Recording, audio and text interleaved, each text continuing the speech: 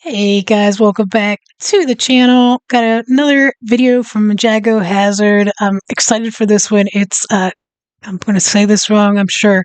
Covent Garden, the most haunted tube station. I was actually looking through some haunted videos, London. I kept seeing Covent Garden come up, so I found this one from Jago. And I'm sure he's going to do an awesome job giving the full history of it all. I know it's not just the tube station, but I'm excited to see this one. I will link the video in the description if you guys want to check it out yourself or any of his other videos. If you haven't done so, he's awesome. Go definitely see what he has to offer. There will be other links in the description as well. Is for Patreon. I watch a ton of British shows over there, a couple movies. You can get on there for free and see tons of episodes and stuff. So if you haven't done so, go check it out and let's do this. Today's video is sponsored by Ground News, of whom more in a bit. Halloween is almost upon us, and I like to cover appropriately spooky subjects for the occasion. This year will be no exception, and I'll be covering what W.B. Herbert's book, Railway Ghosts, describes as the most haunted station on the London transport system. Covent Garden. Well, I don't know about that, but I think it's a strong contender for the most well-known ghost on the network. The story, as Herbert tells it, begins in the 1960s with station foreman Jack Hayden. It was midnight, on a night that fell during Christmas week. Mr. Hayden was working in his office when he was distracted by the rattle of a door handle. Turning to see who it was, Hayden was surprised to see a melancholy-looking gentleman in full Victorian evening dress. Hayden advised the man that he must be lost. But when he stood up to show the man the way out, his visitor simply vanished. Hayden assumed that he must have been overdoing it and told no one about his strange encounter until the following week, when a porter also saw the strange gentleman, apparently looking at Hayden and then disappearing. The porter was, so the story goes, so horrified that he resigned from London Transport over the incident. Wow. Now, there are other versions of this story. In one from the Sunday Dispatch, the first sighting took place in November 1955. It was still late at night, and Hayden saw his strange-looking man apparently hanging around after the last train had gone, before heading to the exit. Hayden rang the booking office and asked the clerk to look out for a possible fare dodger, but the fare dodger never arrived. A few days later, the ghost was witnessed by another staff member, one Victor Locker. He gave a blood-chilling scream and came herring into the mess room, where he told Hayden that he'd seen a man who had pressed down upon his head and then vanished. In this version, it was Locker who would hand his notice in some time later. Hayden spoke to the station master and asked who he was going to call. Once again, we have two versions of events. Herbert has it that it was Psychic News who were called upon, who sent one of their experts. The Sunday Dispatch says that foreman Eric Davey of Leicester Square, himself a spiritualist, was the one who came to speak to the spook. Whoever it was, a séance was held in the mess room. Davey claimed to speak to the ghost, who claimed to be a murder victim. His name began with Ter. Hayden was shown photographs of possible candidates, and he instantly recognized his ghost. William Terriss. A certain amount of uncertainty is pretty much to be expected with ghost stories. But one place where I don't want it is in the news I consume. And that's why I'm glad to be partnering once again with Ground News. Ground News is a news aggregator that gives you... Not news I want to see. We can see from the summary that there's more coverage on the right than the left. 5 sources on the right compared to 4 on the left, and Ground News also allows you to create your own custom feed, which I like because, being a transport journalist influencer content I have, and that's the one that gives you access to all features. Anyway, all this Anyway, talk about news bias is scary. Let's go back to talking about ghosts. So who was William Terriss? He was a Victorian actor.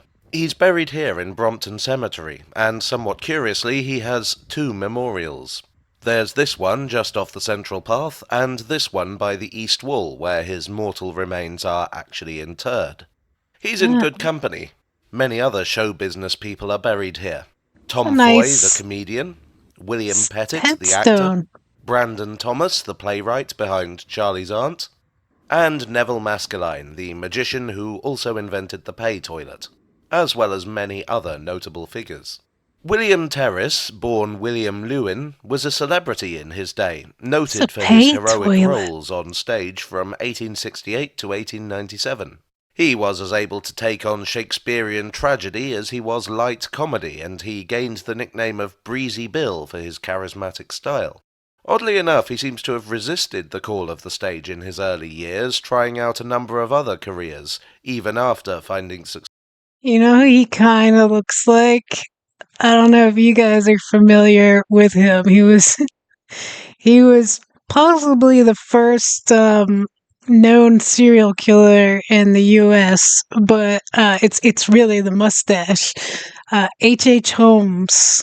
He had like a murder house in Chicago during the World Fair. He disappeared all kinds of people, kids, women.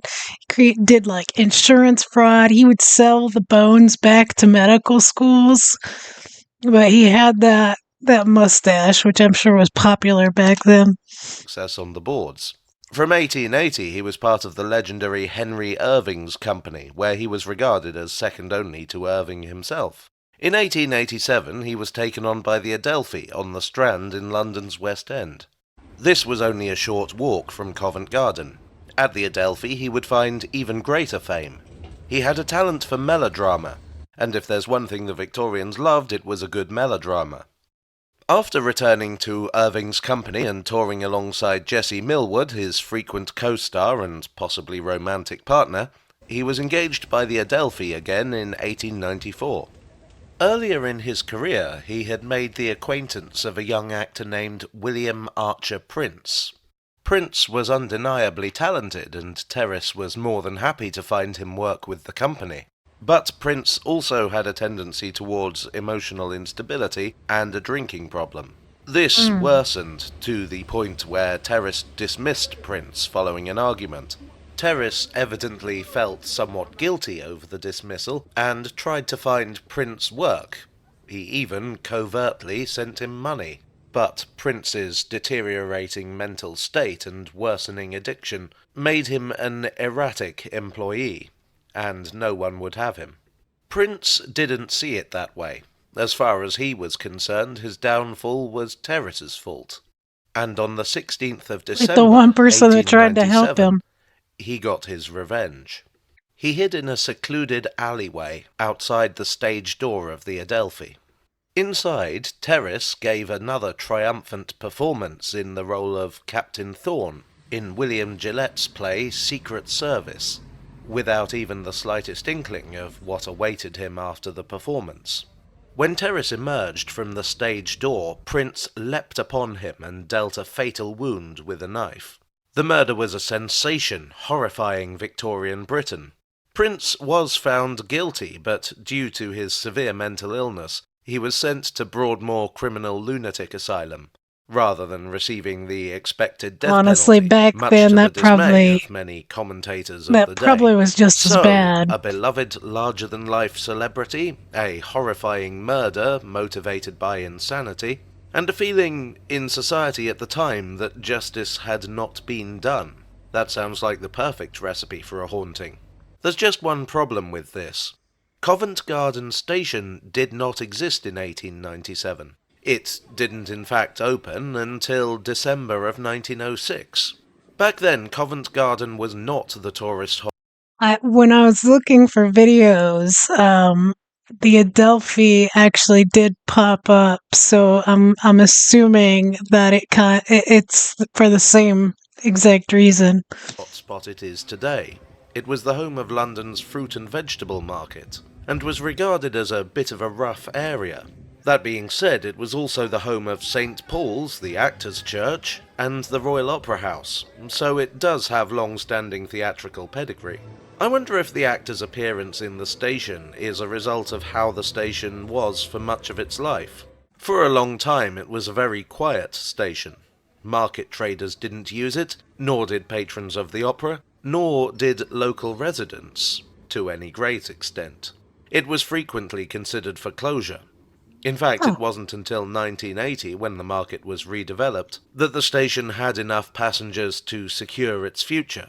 Notably, though, most of the sightings come from before that, when the station must have been quite an eerie place to work late, especially on a dark and chilly night, when the mind can play tricks on one. That being said, there have been many sightings by many people.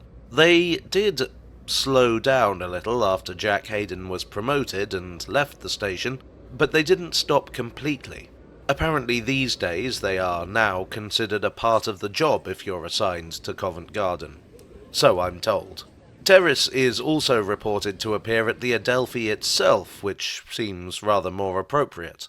Nevertheless, we should perhaps not be surprised that an actor should want to be seen by the widest possible audience.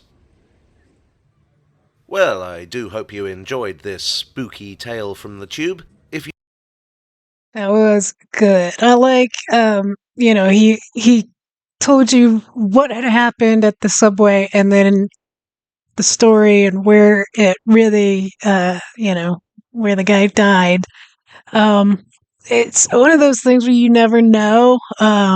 Sometimes you could chalk it up to, okay, well, there's a bunch of different sightings of this, and so it must be true. And then on the other hand, it's like, well, there's a lot of people that have claimed to have sightings, and then that might have influenced other people to come forward and tell similar stories that aren't necessarily true. Um, I don't know. I've never seen a ghost myself. I know people that I trust that have. So I don't know. I couldn't say one way or the other, but I'm also like an extremely oblivious person. I don't pay attention to a whole lot going on. I'm usually thinking. So, um, you never know. You never know. Let me know in the comments if you guys have had any sort of experiences or heard, or maybe you know somebody that, went to the Adelphi Theater and saw something. But let me know in the comments what your thoughts are. I liked the video a lot. I hope you guys did too. If you did, hit the like button, hit subscribe, share. Always welcome your comments suggesting other videos as well. Gives me great ideas. But yeah, thanks for watching with me, guys. Have an awesome day.